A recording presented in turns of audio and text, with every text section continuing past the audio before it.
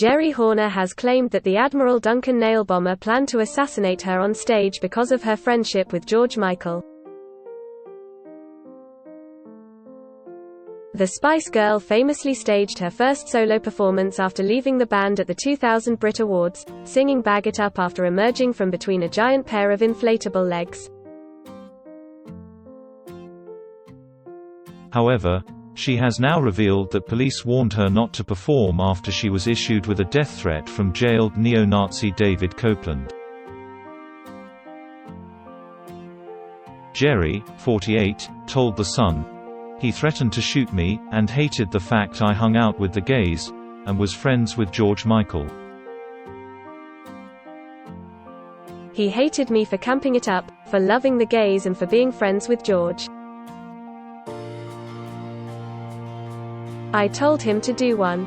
The singer said that Scotland Yard were involved after she received the threat, and police advised her to pull out of the Brits. However, Geri stood firm, and said she would not be bullied, adding, "We are judged by what we do, not what we say, and I will always stand with my friends." Extra security was put in place at the Earl's Court Exhibition Centre, where Geri performed with a group of shirtless men covered in glitter for an incredibly camp performance. At the end of the performance, staged on March 3, 2000, men in pink briefs waved Union Jack flags before hoisting Geri into the air. The Look at Me singer was close friends with George Michael, and a month after his death on Christmas Day 2016, she named her son Montague George after the star.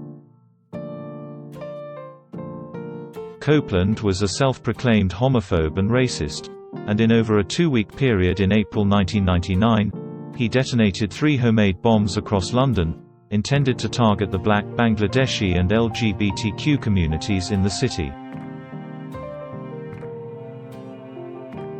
The first bomb was set off in Brixton, South London, while the second was set off on Brick Lane in East London.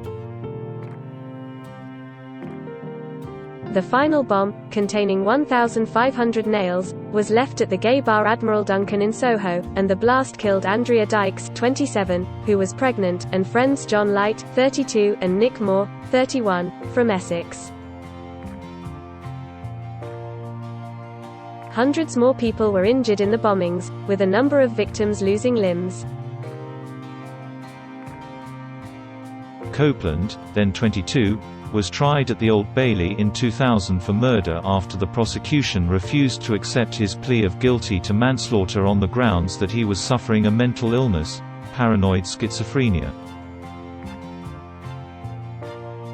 In June 2000, he was convicted of murder and given 6 concurrent life sentences. In 2011, the Court of Appeal upheld a ruling that decided Copeland should remain in prison until 2049 at the earliest, when he would be 73.